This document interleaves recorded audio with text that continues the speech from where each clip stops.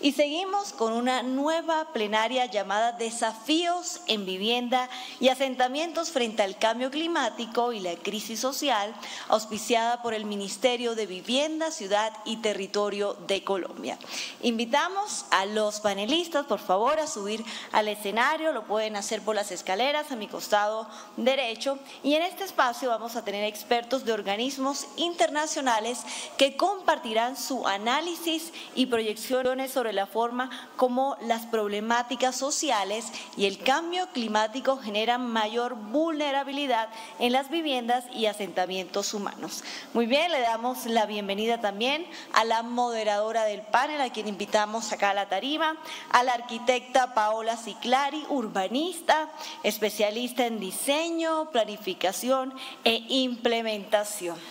Y MIE de Políticas, Programas y Proyectos Urbanos, Investigación e Información, PhD en Política Urbana en The New School de Nueva York, y ha trabajado en Latinoamérica y el Caribe, Europa, África subsahariana y el sudeste asiático para diversas instituciones internacionales de gobierno, académicos y del tercer sector.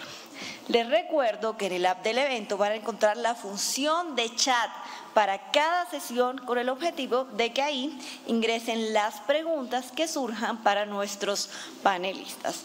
Muy buenas tardes, señora Ciclari. Le cedo la palabra y adelante, por favor. Bienvenida.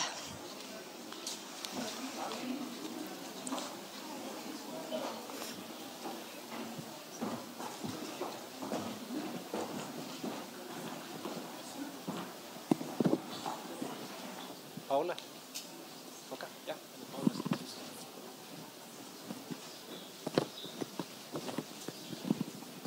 Paola.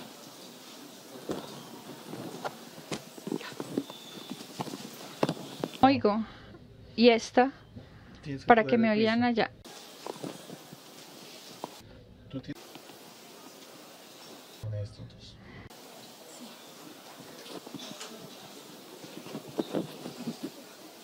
Acá.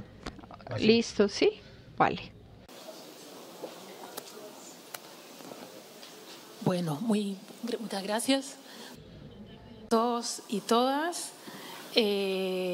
Como bien decía la conductora, tengo el gusto de moderar este panel que se llama Desafíos en Vivienda y Asentamientos frente al Cambio Climático y a la Crisis Social. Entonces voy rápidamente a presentar a los panelistas. El panel tiene la misma modalidad que hemos seguido durante todo el día. Va a presentar cada uno de los panelistas y después ustedes van a tener la oportunidad de hacer preguntas a través de la app. Entonces, voy a partir por Diego Olestia.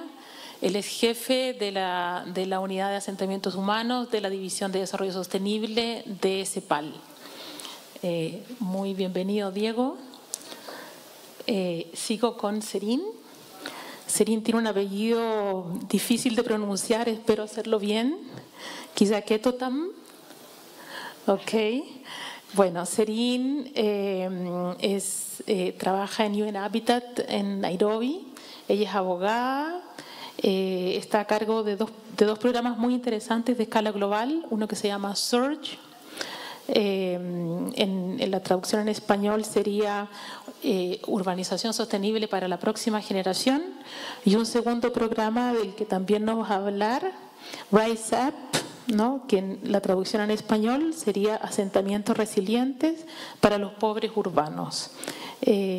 Ha trabajado, como yo le decía, abogada, ha trabajado para diversas instituciones y ahora está basada en Nairobi. Muy bienvenida, Serín. Seguimos con Martin Smolka, que muchos de ustedes conocen. Él ha sido profesor y mentor de una cantidad infinita de personas que están acá en la sala. Martin fue director del programa latinoamericano del Lincoln Institute of Land Policy. Muy bienvenido, Martin. Muchas gracias por estar aquí. Ahora estás en otras cosas, así es que doblemente gracias. Y finalmente, Camila Cosiña, una compatriota mía, chilena, Camila es investigadora del IIED, que es el Instituto Internacional para el Medio Ambiente y el Desarrollo. Recientemente estuvo a cargo y muy involucrada en la ejecución del informe Gold 6 2019-2022 de Ciudades y Gobiernos Locales Unidos de CGLU. Así que muy bienvenida, Camila, también a este panel. Bueno, yo creo que espero que sea un panel, seguramente todos vamos a aprender en esta 40-50 minutos que tenemos de conversación. A mí me parece el título muy interesante porque combina estos dos grandes desafíos latinoamericanos, uno que tiene que ver con cambio climático y el segundo con crisis social, ¿no? Entonces son dos riesgos que de alguna manera que se articulan y ahí se genera una sinergia. Quisiera partir con, como les decía, vamos a tener 8 minutos, cada uno de ustedes tiene 8 minutos. Vamos a partir con tu presentación, Diego, si te parece. Voy a estar atenta al tiempo, te voy diciendo al final cuánto tiempo queda. Así es que adelante, Diego. Muchas gracias, Paola, y muy buenas tardes a todos. Un gusto estar acá en representación de la Comisión Económica para América Latina, CEPAL. Por supuesto, una felicitación a los organizadores, Hábitat para la Humanidad, Ernesto, Mónica, la verdad, excelente la iniciativa del evento. Y yo creo que ha sido muy pertinente la presentación del doctor Marengo y efectivamente luego hacer una reflexión sobre las dimensiones o los elementos más allá de lo físico de lo que significa la vulnerabilidad. Cuando nosotros hablamos de cambio climático, y obviamente hubo toda una exposición al respecto, tenemos que considerar, como ustedes lo podrán ver en la gráfica, entiendo que se ve la gráfica, no, estoy viendo yo, está acá atrás, perdón, gracias. Eso es para cambiar, muchas gracias. Ya. Entonces, los mensajes que yo quiero transmitir sobre todo acá son la multidimensionalidad de la vulnerabilidad, la necesidad de que tengamos una política urbana integrada y que por supuesto podamos aproximarnos a partir de las realidades específicas de la región. Entonces, hablamos de lo que significa vulnerabilidad, ello va más allá de la dimensión climática. Efectivamente, este no es un tema únicamente físico-espacial, no es un tema climático, pero es un tema en el cual se introducen sin lugar a dudas causas y consecuencias del cambio climático en términos de las dimensiones sociales. Algo similar con lo económico, y de hecho yo voy a hacer una pregunta allí para que de alguna manera pretendiendo que pueda quedar para la discusión, y por supuesto elementos de gobernanza institucional.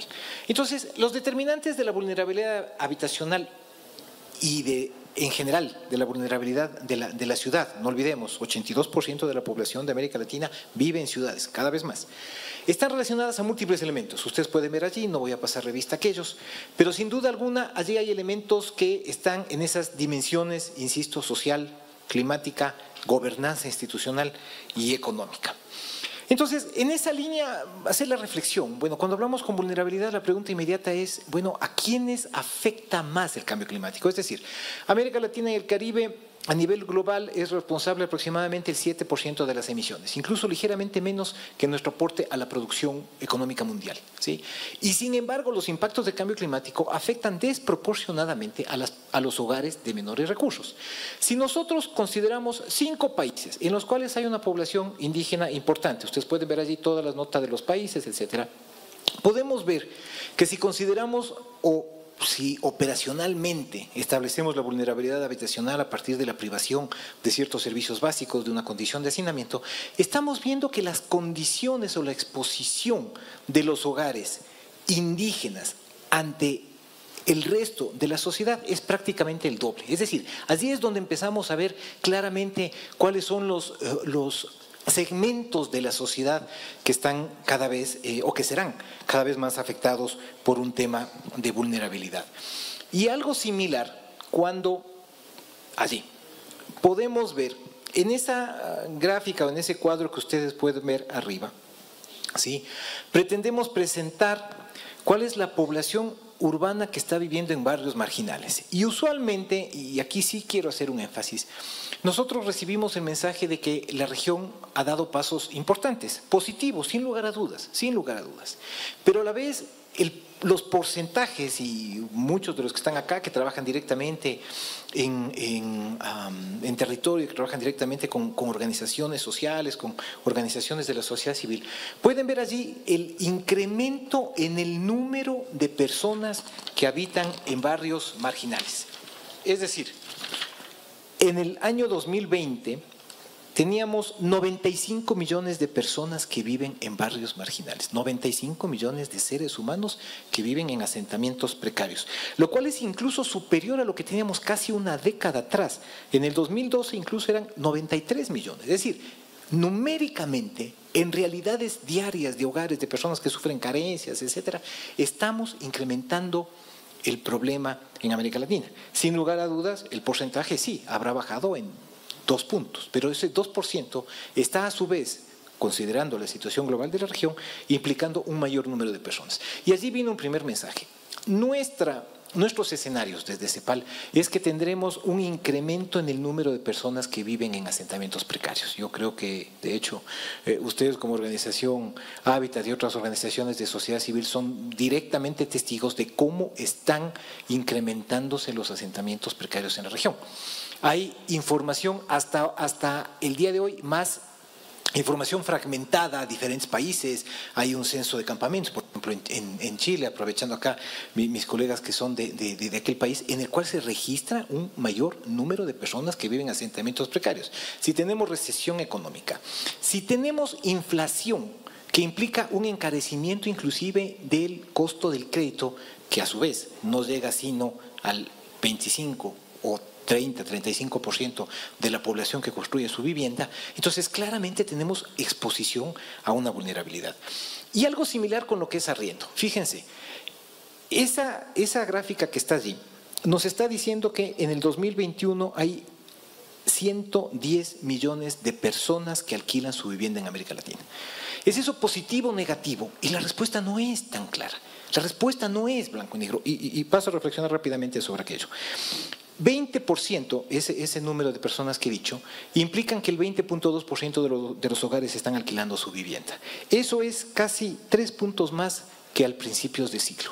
Eso, ¿sí?, es un cambio significativo en términos sociales, demográficos, económicos, y que incluso tiene repercusiones políticas.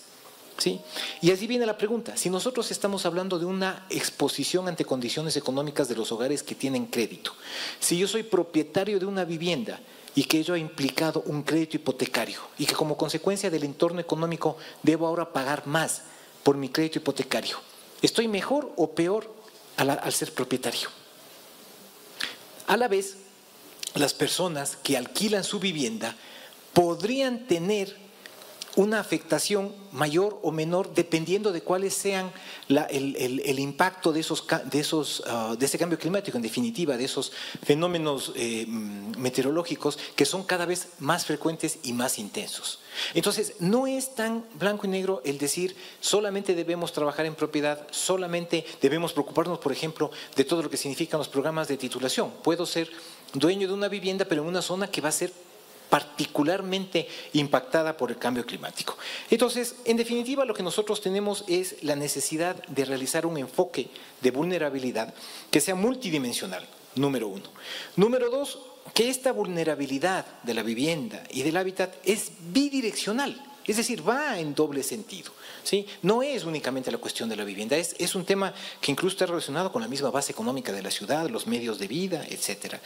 Tercero es considerar el carácter mismo de la ciudad, lo que ha sido la composición informal, fundamentalmente informal, la construcción fundamentalmente informal de nuestra ciudad y el progresivo envejecimiento de los hogares latinoamericanos. Cada vez tenemos menos personas por hogar y cada vez mayor promedio de edad. Y en cuarto lugar, el tema de las inversiones. ¿Sí? Y yo creo que aquello es fundamental. Cuando nosotros estamos hablando de que los montos que se destinan a inversión en sector desarrollo urbano, vivienda, subsidios de tasa de interés, financiamiento, crédito, tanto sector público, privado, sin lugar a dudas que son insuficientes. En una sesión anterior veíamos la necesidad de ampliar aquello, pero ampliarlo de una manera articulada con los otros sectores. ¿sí? Ello tiene un reto de gobernanza, pero los dejo simplemente con un dato. Muchas veces cuando hablamos de adaptación al cambio climático estamos hablando que se deberían, en algunos sectores inclusive, como que se debería detener el crecimiento. No es así, es crecer de manera diferente. En un ejercicio, por ejemplo, que hicimos en el Ecuador, en la cadena de valor de la vivienda, ¿sí? Si incorporamos madera, ¿sí? Que de hecho tiene un sector organizado y que pudiese aportar con dichos insumos, haciendo diferentes escenarios. En uno de ellos teníamos un crecimiento en el volumen de empleo de 25.000 plazas y un crecimiento del valor agregado, del valor de producción a nivel país del 2.5%. Es decir, se puede crecer de manera diferente tomando en consideración todos estos elementos, pero pensando justamente hacia el futuro. Me detengo allí. Muchas gracias, Diego. Nos quedan ciertamente tus mensajes clave, la multidimensionalidad de la vulnerabilidad, ¿no? Este cambio en la composición de los hogares que va a tener un impacto justamente en cómo pensamos las ciudades, también en tenencia, y muy interesante esto que pusiste sobre la mesa relativo a diversificar los materiales de construcción, ¿no?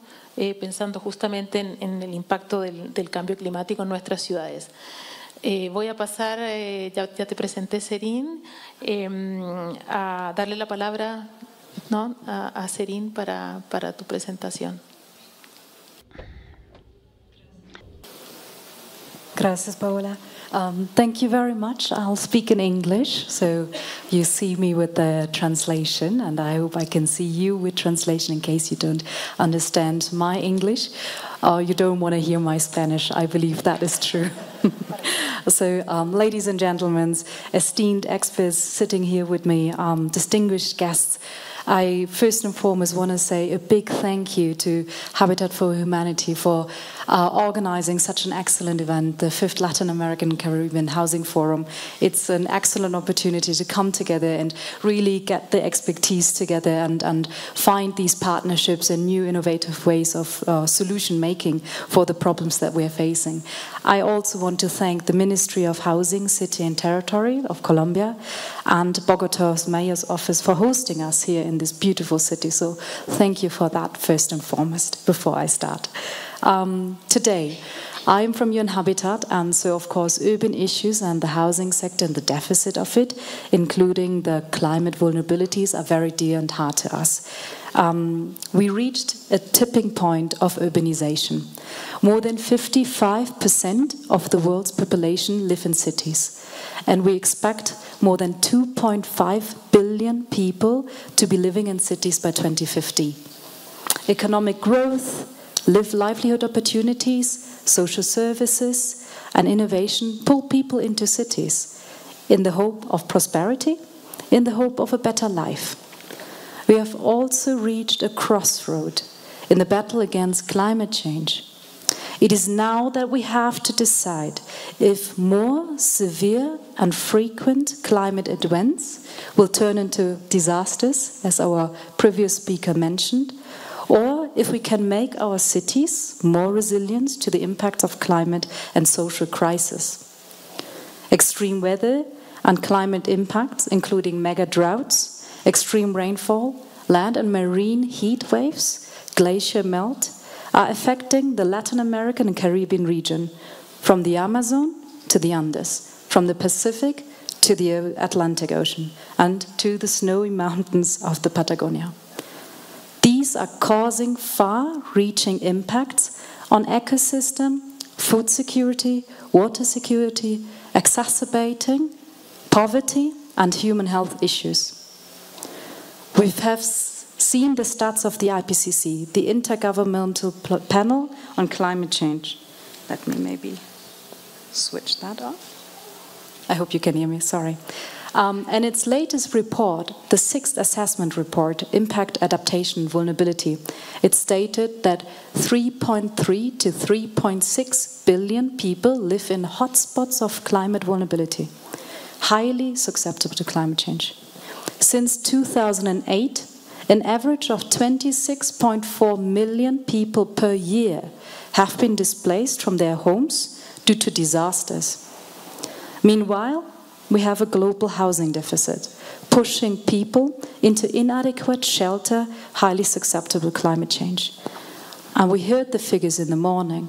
1.6 people globally, 1.6 billion people globally, and in this region, 120 million people continue to live in inadequate shelter, making them even more vulnerable to heat waves, floods, storms, and other adverse climate impacts.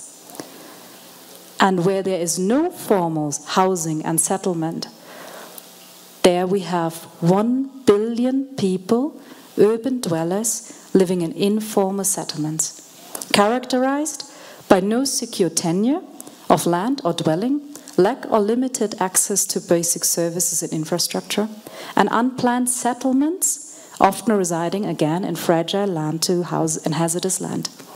So the current global annual growth that we have is at average of 1.6%.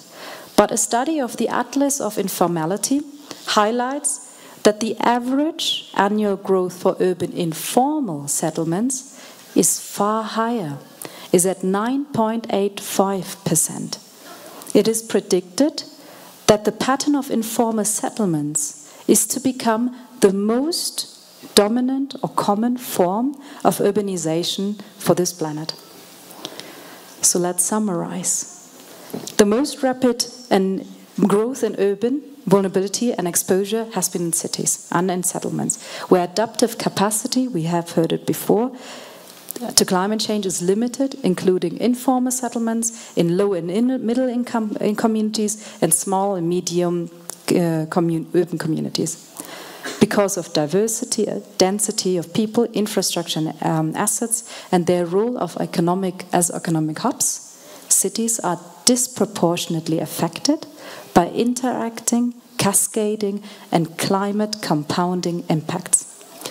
You know all the SDGs. SDG 11, 1.1, the target, reducing the proportion of urban population living in slums, informal settlements, and inadequate housing, is one of the 9 indicators whose implementation we're regressing on, we're failing on.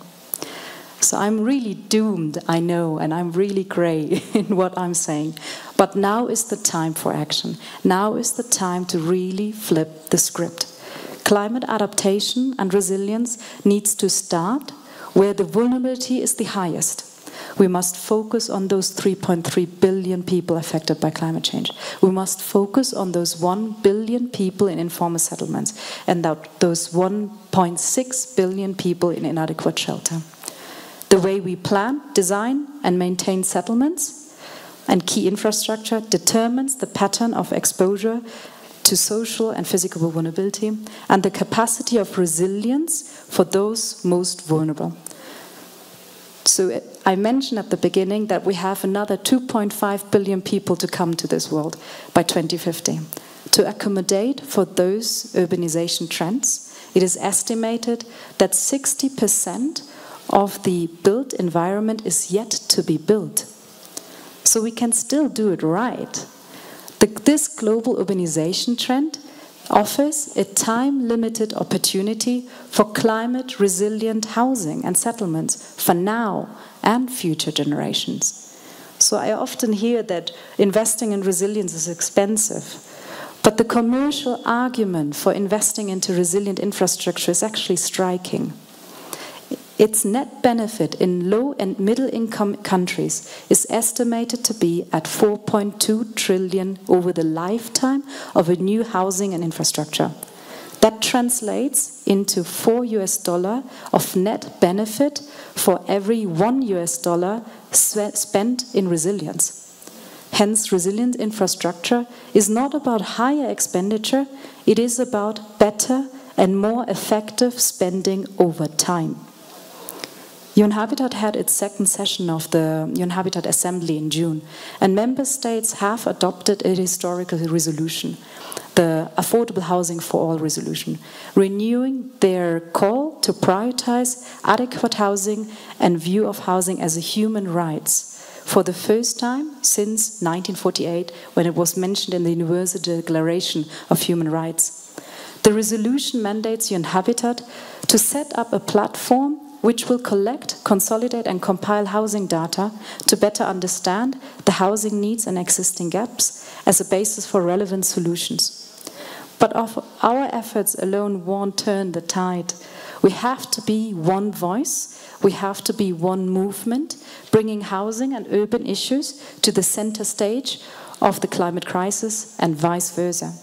Together with over 180 signatories, among them Habitat for Humanity, I invite you to join the Sustainable Urban Resilience for the Next Generation initiative, SURGE, a multi-stakeholder initiative launched at COP27 with the COP20's presidency, with ICLEI and other key urban actors. And this initiative, SURGE initiative, connects urban issues or urban problems to local, national and global level, and provides a convening space for existing and new initiatives to find multidisciplinary and multi-sectoral solutions. I also invite you to join the next Urban Ministerial meeting on urbanization and climate change and be an active participant at the multi-level Action, Urbanization and Built Environment Day. That is at COP on the 6th of December, COP28, that is, in Dubai. So to truly leave no one behind, we need to redirect large-scale investment into resilience where climate, settlements and housing vulnerabilities are the highest. It has the potential to stabilize social problems that are magnified in cities and create a decent life actually for all. As I said, we are at a tipping point of climate and social crises. Let's not make it a point of no return. Thank you very much. Ciertamente los números son dramáticos. Yo no tengo otro sinónimo para tu mensaje y me voy a permitir repetirlo para que se nos queden dando vuelta en la cabeza. 3.3 billones de personas afectadas directamente por el cambio climático, 1 billón de personas viviendo en asentamientos precarios y, como bien decía Diego, aumentan los números absolutos, aunque disminuyen los porcentajes. 1.6 billones de personas en vivienda inadecuada. Entonces, y por otro lado, este mensaje de resiliencia, de invertir en resiliencia, muy interesante lo que menciona sobre los beneficios netos de la resiliencia. Esta relación 1 a 4. Por $1 invertido, $4 de beneficio neto en resiliencia. Así que muchas gracias. Y ciertamente reiterar tu invitación de que todos nos unamos a las iniciativas que se van a presentar en la COP, estos dos programas. Voy a dejar la palabra a Martin Smolka. Martin, adelante. Se puede, yo soy bien comportado. Mónica me pidió que pusiera algo dramático. La exposición de hoy por la mañana y de las primeras de la tarde ahora no necesita mucho más, pero ahí está referendando todo lo que se hizo. Te pido también para controlar mi tiempo, porque ya no estoy con una institución que tiene plata, entonces ya tengo responsabilidades. Ok, no hay problema. Bien. Chinese money, tú nos quieres decir. Ok, perfecto. Controle mi tiempo. No hay problema. Me pidieron 8 minutos. Ahí vamos. Bien, reiterando muchos de los puntos que ya se hicieron,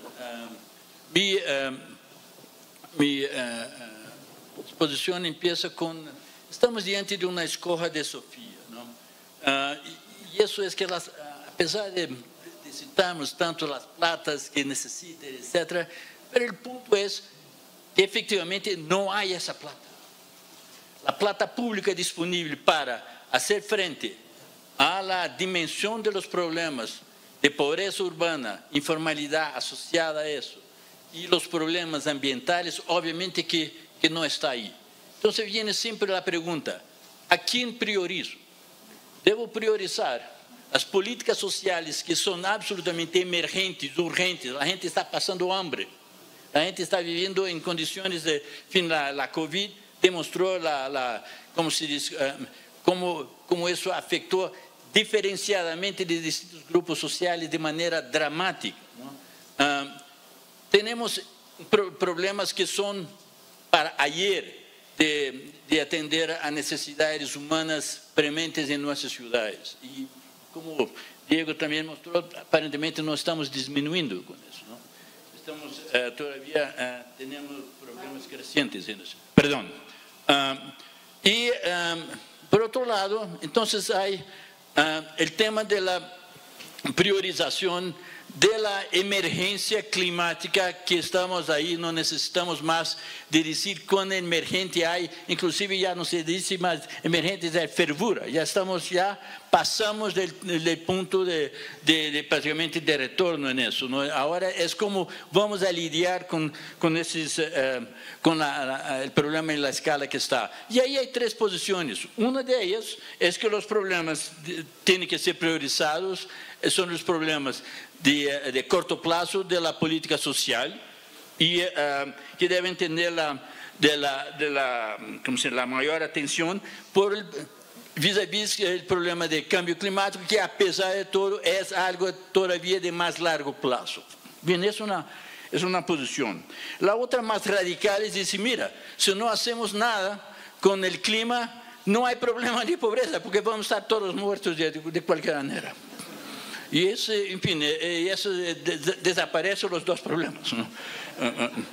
Los menos radicales quizás ya sugieren la posibilidad de que las consecuencias del cambio climático tienen, hoy por hoy, tornan las políticas sociales urbanas más costosas. Hoy por hoy ya se llega al punto de hablar en muchos de esos lugares que están siendo abatidos por el acalentamiento, el aquecimiento de ese año, gente que muere sencillamente porque sus casas no tienen ni mismo aire acondicionado, que pasa a ser en muchos lugares esencial para que en fin, viejos pueden sobrevivir en ese calor. Casas que no son adaptadas a vivir en las condiciones de altas temperaturas que estamos condenados a vivir. Entonces, eso en otras palabras, estamos diante de un problema que costos ambientales están aumentando los costos de atendimiento de los problemas sociales también. Y eso ya fue sugerido de alguna manera por los que me antecedieron, ¿no? Bien, ahí viene que el problema es que las inversiones en infraestructura y servicios se ponen cada vez más costosas, y eso se verifica de manera bastante evidente hoy por hoy. Déjame hacer un segundo punto ahora. Producir vivienda social no es problema. Inclusive por la sesión de hoy por la mañana, estaba donde se dice, el problema de la política de vivienda tiene una paradoja. El problema de la política de vivienda es que la vivienda no es el problema. El problema es infraestructura y servicios. La vivienda, de alguna manera, la gente sabe producir sus casas. Lo que no pueden hacer es producir sistemas de alcantarillados, sistemas de agua, sistemas de transportes. Entonces hay prioridades mucho mayores en ese sentido. Producir vivienda, esos plantations de viviendas, esos dormitorios de viviendas en escala, en las periferias urbanas, cualquiera uno ya sabe hacer. Pero eso tiene consecuencias nefastas desde el punto de vista social, que ya estamos dando cuenta también. Tiene costos increíbles desde el punto de vista social, inclusive por cuestiones bien ¿cómo se dice? De alienación de la población en relación a una vida urbana, ¿no? Bien, el problema de ahí es que nuestras políticas de vivienda social, el crítico de ellas es que tienen que ser políticas inclusivas. ¿Qué quiere decir una política inclusiva de vivienda social? Es acceso a infraestructura y servicios, es acceso a transportes, es acceso a diversidad social en su vecindario, es acceso a empleo. el economista que propone una solución para el problema de la inclusión social residencial urbana debe ganar el Premio Nobel de Economía Urbana. Todavía nadie se sabe cómo hacer eso. Y eso no es solamente un problema de nosotros, es un problema en Francia también, es un problema en Estados Unidos también. Y eso es un problema serio, de producir vivienda segregada, más o menos sabe-se hacer. Vivienda inclusiva es algo un poco más difícil. Y ahí viene una situación complicadita. Perdón si estamos complicando más todavía el mundo. Vamos a salir lambendo el suelo, ¿no? Que es el siguiente. Es que un estudio reciente hecho por MIT con SAIS, que hizo el trabajo, inclusive incluye México y Colombia, demuestra una cosa muy interesante, que el padrón de ocupación que se hace de las viviendas están más o menos a un coeficiente de aprovechamiento del suelo de 0.2, 0.3%, 0.2, Eso quiere decir, es el coeficiente de aprovechamiento, es cuánto del área de la ocupación se construye, ¿no? Para poder acomodar la escala de las viviendas dignas que se pretende para acomodar la población que hoy por hoy se considera como déficit, etc., se necesitaría un mínimo de un coeficiente de aprovechamiento de 13,5. En otras palabras, no hay cómo producir vivienda en la escala que estamos hablando, no hay suelo suficiente con ese tipo de ocupación. Y los economistas urbanos de alguna manera son unánimes, es decir, hay que densificar, no hay solución para el tema urbano, nuestros problemas urbanos afuera de la densificación. ¿Y por qué eso también? Porque la provisión de infraestructura en extensión que vimos haciendo se hace a costos crecientes, no solo los ambientales, pero los costos de colecta de basura, de provisión de agua, de provisión de transporte, se hace a costos crecientes. Eso, cuanto más la ciudad se extensifica, más cara es proveer a la infraestructura. Y ahí hay una mala noticia para nosotros en América Latina. Si cuando tú comparas, por ejemplo, una inversión en infraestructura, por ejemplo, aquí en Colombia se habla del metro, por ejemplo. El metro se cuesta por más o menos ¿cómo se dice? $100 millones por kilómetro. Bien, eso es más o menos el costo de un metro en Estados Unidos también. Ahora, el equipamiento para hacer el metro, el tatú, como se dice, el tatuzón, como se dice en Brasil, es el mismo. Aquí o en Estados Unidos. El costo del cemento es muy parecido. Pero nosotros aquí tenemos un ingreso que es la quinta parte del ingreso de los países desarrollados. Eso quiere decir que el esfuerzo fiscal que nosotros tenemos que hacer para proveer las mismas infraestructuras es inconmensurablemente mayor. No es sorpresa que nuestro problema urbano es falta de urbanización. Convivimos con costos de suelo urbanizado que son absolutamente obscenos y no nos damos cuenta.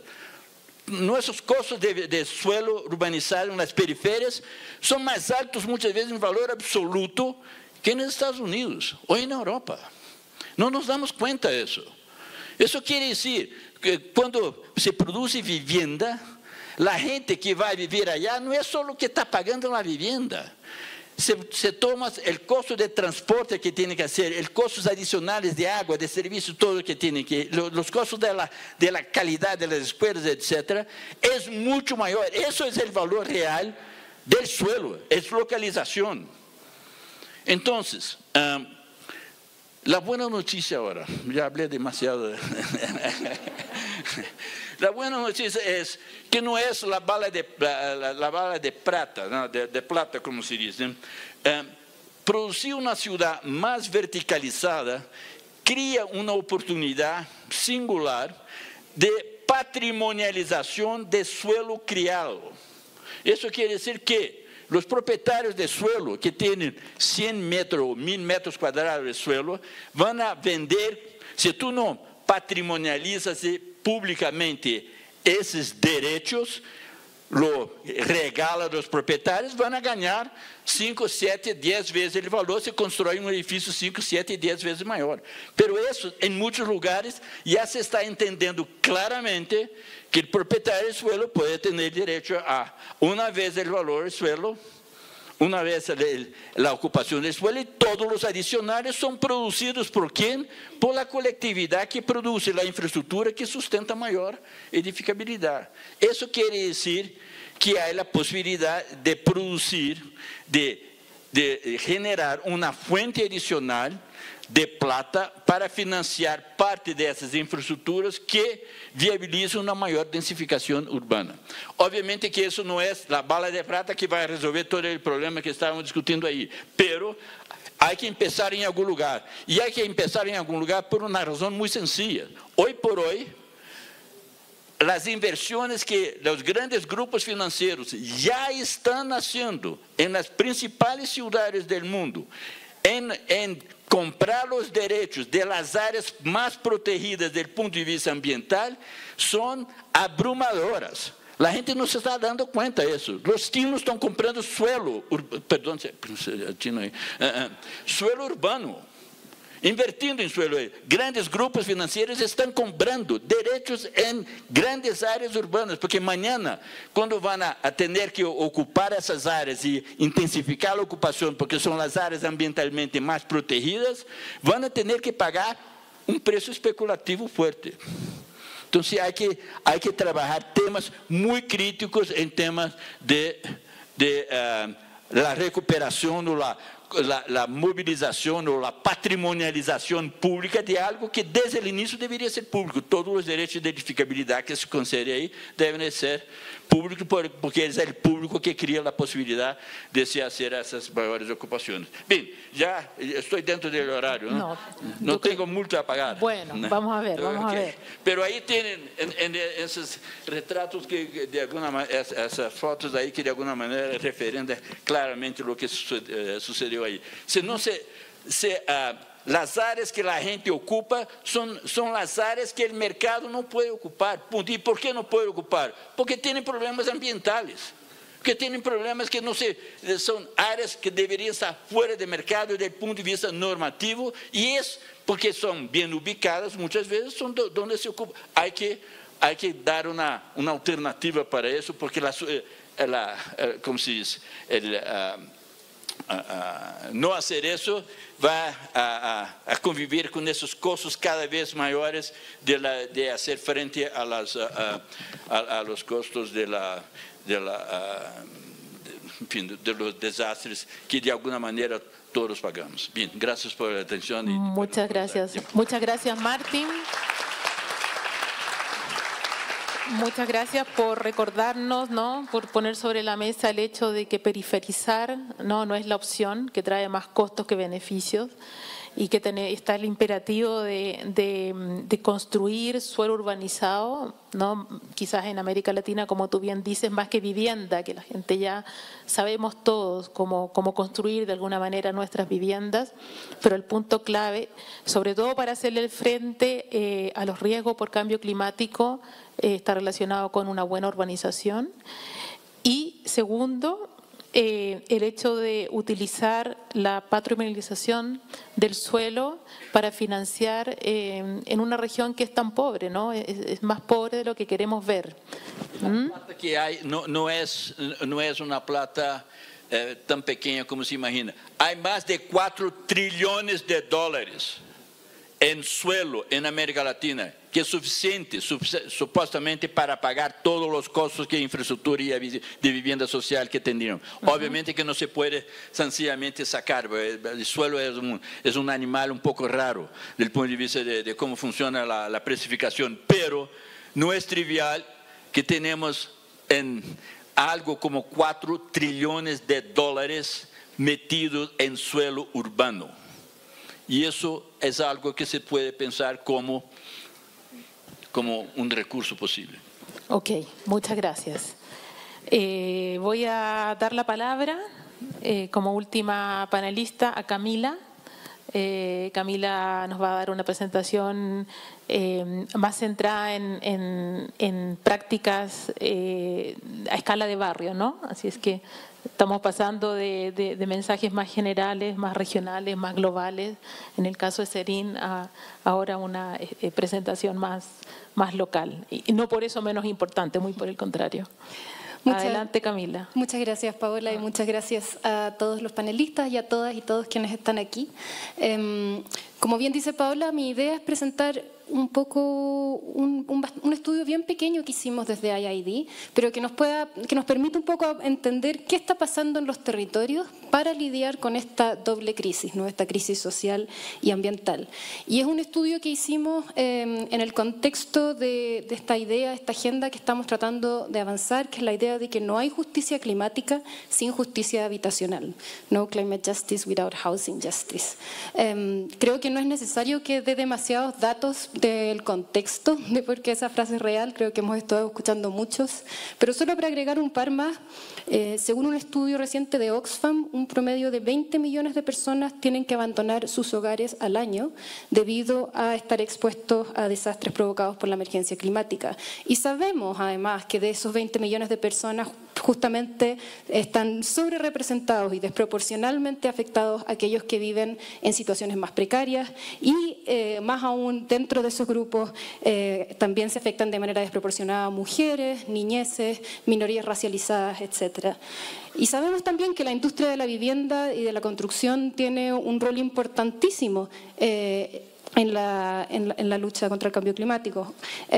Según un estudio de la OCDE, los edificios y las construcciones contribuyen un 40% de las emisiones de CO2 globales. Esa es la escala del vínculo, no es trivial el tema de vivienda y construcción cuando hablamos de cambio climático.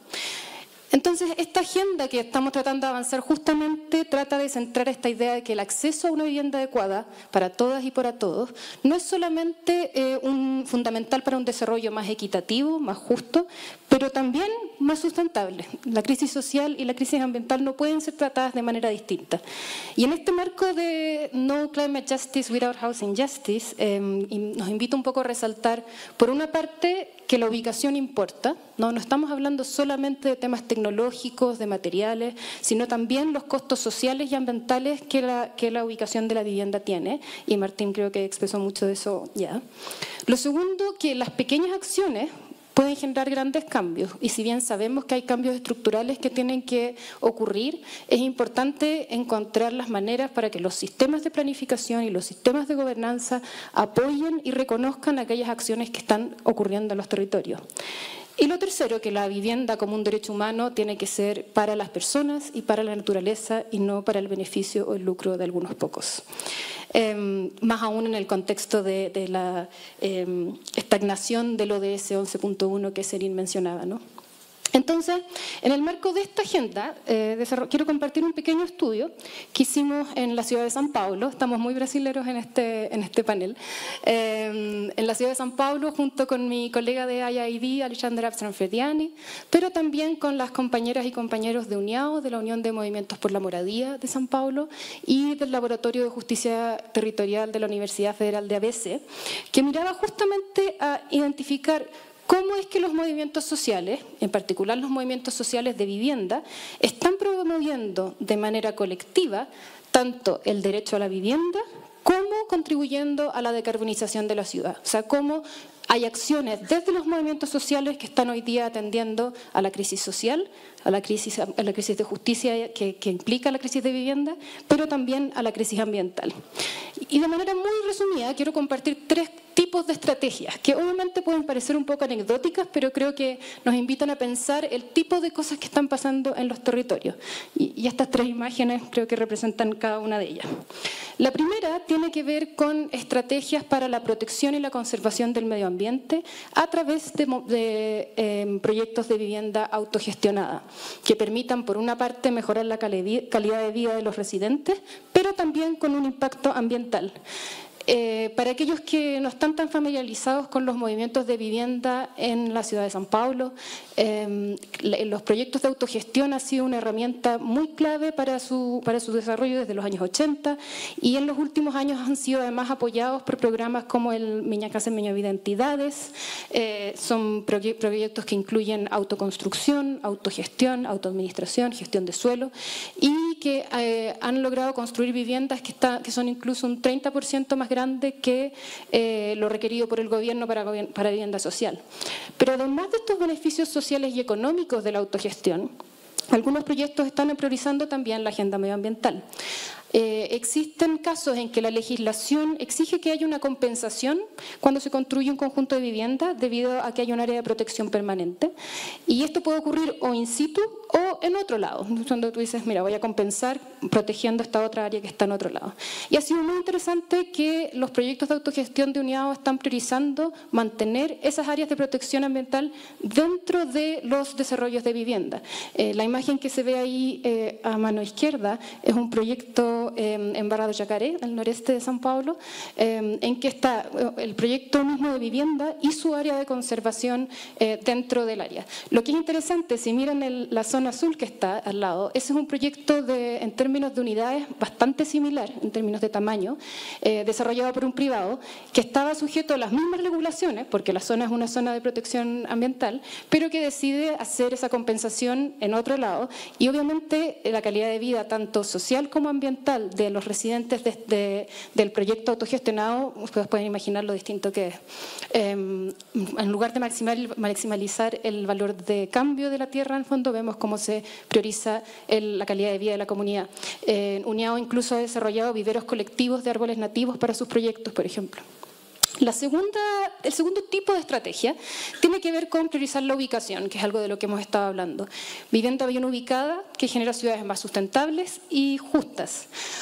San Paulo, como una ciudad en constante disputa, y sobre todo el centro de San Paulo, muchos de ustedes quizá conocen que la ocupación de edificios vacantes en áreas centrales de San Paulo ha sido una estrategia sumamente políticamente y socialmente muy importante para los movimientos en la ciudad.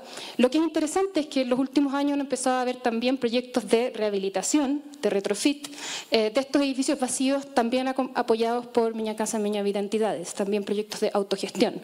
De esta manera se proponen alternativas, ¿no es cierto?, al desarrollo de vivienda social por expansión, que como ya hemos escuchado muy bien, tiene costos sociales y ambientales importantísimos. Solo como marco, un estudio del BID en Brasil mostraba que los costos en transporte y en servicios para una vivienda en la periferia pueden ser hasta un 45% más alto que para una familia que vive en una vivienda central. Y esto, por supuesto, sin ni siquiera considerar los costos medioambientales de una vivienda en la periferia.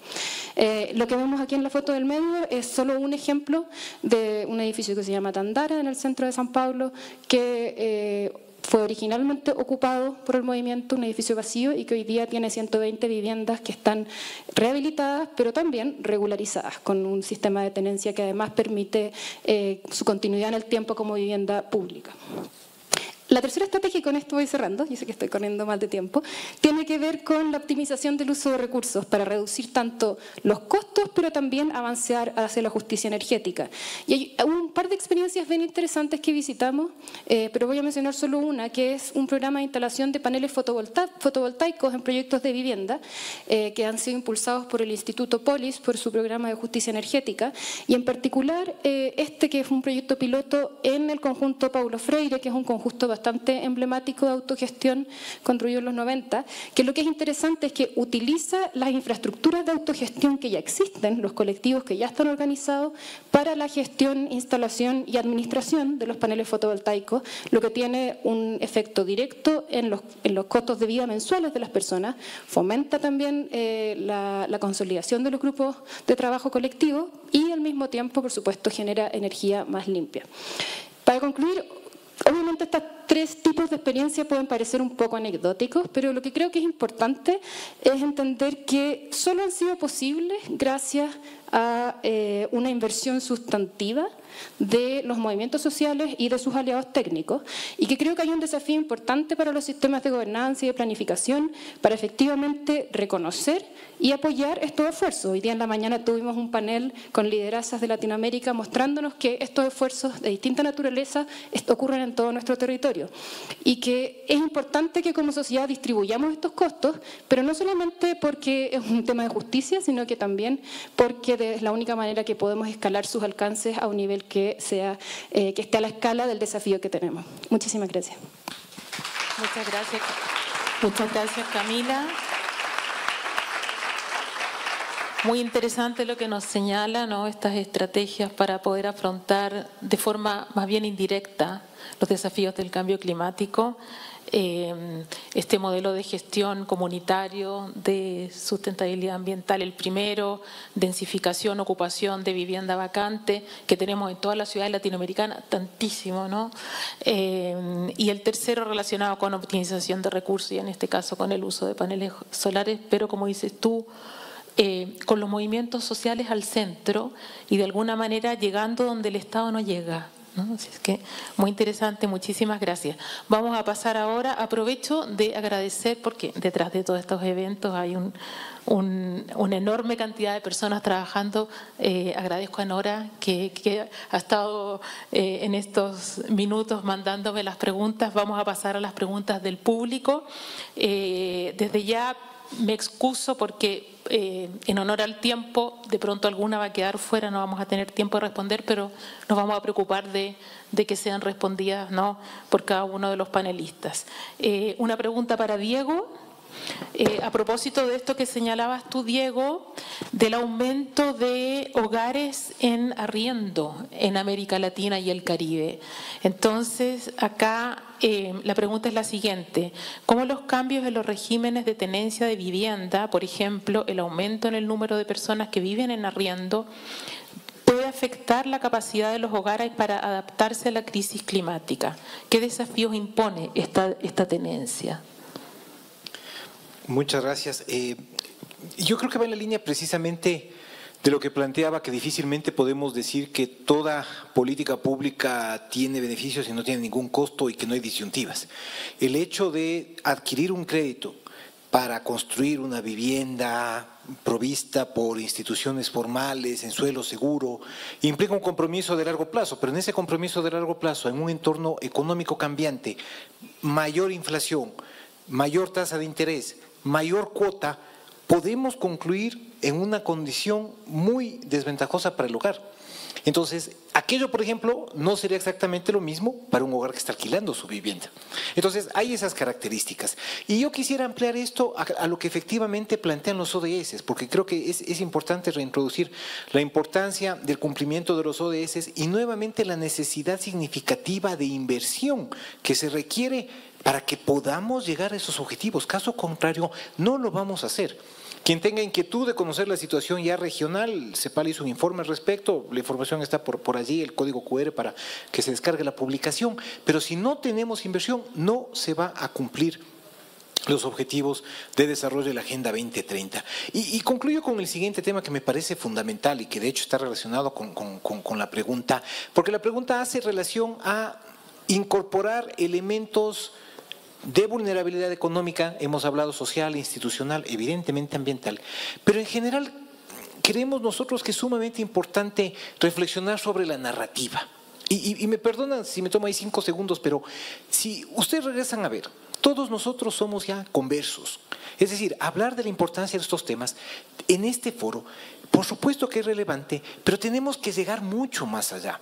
¿Qué sucede en los ministerios de Hacienda que básicamente están entregando no solamente, ni siquiera, mejor dicho, la misma cantidad de recursos al sector urbano y vivienda en la región, sino que ahora recibe menos que hace varios años, que hace algunos años antes?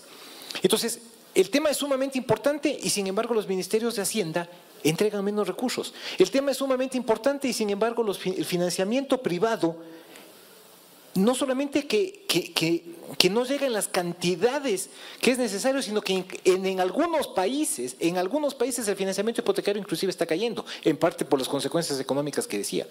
Entonces, si nosotros no cambiamos la narrativa para hacerla multidimensional, para incorporar todos esos elementos, hablamos de la vulnerabilidad, y fíjense ustedes, una palabra que yo me atrevería a decir que tal vez en lo que va del evento, hasta este momento solamente lo dijo la alcaldesa de Bogotá: productividad de la ciudad. Porque cuando estamos hablando de localización, cuando estamos hablando de riesgos, cuando estamos hablando de retrofit, estamos hablando localización, estamos hablando traslado de los individuos, estamos hablando movilidad de los hogares, ¿sí? No, movilidad en términos de transporte, ¿sí? De mayor acceso a oportunidades económicas, estamos hablando de productividad. Entonces, la narrativa tiene que incorporar todos estos elementos para sumar actores y que efectivamente podamos mirar con ojos diferentes todos estos retos. Ok, muchas gracias, Diego. La siguiente pregunta para Martín, aquí nos dicen,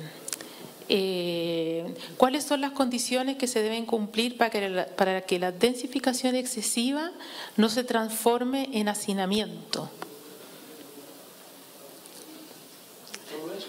Solo eso, sí. No, luego, Martín, por favor, denos un ejemplo de captura de valor patrimonial en construcciones verticales. Bien, la segunda es más fácil. Obviamente que la densificación, nosotros tenemos siempre la imagen de las densificaciones en edificios abandonados que son ocupados, por ejemplo, ese tipo de cosas, ¿no? Y que son imágenes bastante... Y hay histórias e histórias aí sobre que vivienda social em altura não funciona porque a gente não tem como manter os edifícios têm custos maiores, mesmo que se construa em 4 pisos, etc., para ahorrar em alguma coisa, tem uma série de áreas comuns, etc., que são sempre problemas. Bem, áreas comuns não são nenhuma novidade em nenhuma das comunidades hoje por hoje. A gente é muito bem organizada e é uma questão enfim, de organização popular mesmo, não? E aí a Karina, né? Camila pôs exemplo notável de como a gente sabe e absorve essas questões e internaliza e lida com isso. Há que cambiar a cultura. Cidades extensivas com vivendas em piso é inviável en la escala de los problemas que tenemos de las viviendas sociales que necesitamos. Si es que estamos hablando también de viviendas sociales que tengan poco más de 30 metros cuadrados. Porque isso também há tema de dignidade humana em viver com famílias de 4, 5 pessoas em 30 metros quadrados. Não? Tu podes fazer isso em Hong Kong, mas a gente tem plata allá e tem várias maneiras de como comem fora, tem uma série de outras coisas que as famílias pobres de América Latina não têm como fazer. Não? Há alguns huevos que vão ter que ser quebrados se queremos lidiar com a situação. O que sabemos claramente é que não podemos seguir com esse modelo de cidades que crescem, e aí há estudos como se diz, Soul Angel, o planeta de cidades, demonstra com muita clareza que as cidades no mundo, e na América Latina não é exceção, estão crescendo geograficamente mais rápido que a população. Em outras palavras, estão crescendo em menor densidade. E isso é devastador do ponto de vista dos custos sociais, custos públicos de infraestrutura, etc. Não há como lidiar nesta escala de problemas com esse padrão de ocupação. Isso há que enfrentá-lo. E isso é um desafio para planejadores urbanos, etc., de sair pouco dessa história um pouco sacralizadora da informalidade e dizer, mira, muitas áreas informais, a gente já está vivendo em edifícios de 4 ou 5 pisos de maneira sustentável, aparentemente. E isso, se estava construindo um edifício de 11 pisos na favela de Rocinha, não se pode dizer mais favelas, comunidade de Rocinha, e a gente instigando o alcalde dizia, é ilegal, é daí. E quedó ese tema ahí en la vivienda en altura. Grande parte de las viviendas de alquiler que Diego estaba hablando son viviendas en segundo, tercer y cuarto pisos en las áreas consolidadas. Eso, ahí está la mayor parte. Eso las investigaciones de Pedro y varios otros en América Latina demuestran que el fenómeno más común en América Latina es en las áreas informales, es el aumento de la habitación en arriendo, porque el arriendo en las áreas informales tiene un multiplicador de rentabilidad mucho mayor inclusive que en el asfalto. Mucho mayor, 3, 4 veces más alta la rentabilidad del alquiler en relación al valor de la ocupación. La segunda cosa, podemos seguir eso ad nauseam, ¿no? La segunda cosa, hay ejemplos notables de eso, y mañana voy a hablar de algunos de esos casos, de ejemplos de San Pablo, como maiores edificabilidades nas áreas mais caras de São Paulo estão financiando edifícios de vivenda social para as favelas, as comunidades que existem em las áreas de Faria Lima e de Águas Praiadas, que são as áreas mais valorizadas de São Paulo. E isso é possível, e isso é de la plata que estaban arrecadando con el valor de la mayor edificabilidad, eso es nada, nada. Te lo digo, estamos hablando ahí de 3 billones de dólares, estamos hablando de edificios de algunos pocos millones de dólares, para atender a vivienda, con vivienda social, la población que reside en esas áreas. Estamos hablando ahí, el valor que está presente, el metro cuadrado que se vende de edifícios na altura nessas áreas, estão mais ou menos em 3, 5 mil dólares el metro cuadrado. E isso é, para o desenvolvedor, grande negócio, inclusive. Então, não me venham com a história de que isso não é viável, porque há muita plata, a gente não se dá conta disso. Quando você empieza a ver a plata que está embutida, e mira, eso se hace isso em São Paulo hoje por hoje, já se arrecada solo de edifício por edifício, que é um outro tipo de arrecado desse, em torno de 200 milhões de dólares. Para a maior parte de vocês não é plata, mas em São Paulo eles consideram que é uma plata razoável. 200 milhões de dólares, tu puedes fazer bastante vivienda social, e isso é por ano. E isso não representa 15% do potencial que poderiam estar arrecadando allá, porque o processo está muito lento todavía. Pero larga história, amanhã podemos seguir com isso. Okay. Atentos para o próximo capítulo. Muy bien. Muchas gracias, Martín. Bueno, quedaron algunas preguntas en el tintero. Yo nuevamente me excuso. Quisiera finalizar con Serín, una pregunta para ti.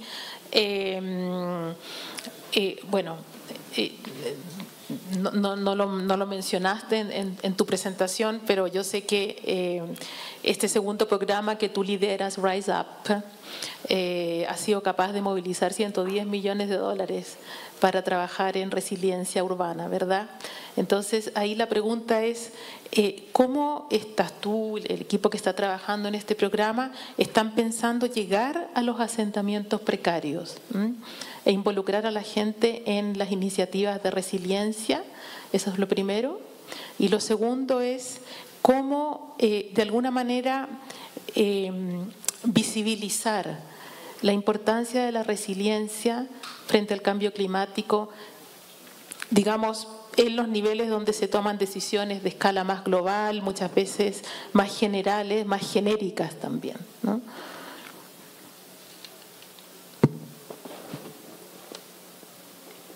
Yes, indeed. So Rise Up is a flagship program of the agency that actually, because it is a flagship, the entire agency is involved in. So each regional office, each country office, and it builds on to understand multi-layered vulnerabilities and understanding where hotspots of vulnerabilities actually are. So we don't only look at climate vulnerabilities, we also look at where are social issues, where housing deficits, where is biodiversity degradation, and what is the spatial overlap where these on a GIS map or on another map of a source, where they overlap. So to understand where the intervention of adaptation and resilience need to start first. I have basically a map of hotspots of vulnerability globally, and I have demand from local governments and national governments to understand where pipeline projects need to really act first. And I think that kind of methodology really helps to focus and redirect large-scale investment. I've mentioned it not in my presentation, but we have quite a climate finance dilemma. We have about 70, now I have to calculate, 82% of climate finance going to mitigation. Most of the climate finance mitigation part goes to the global north, not where it actually really goes into the global south.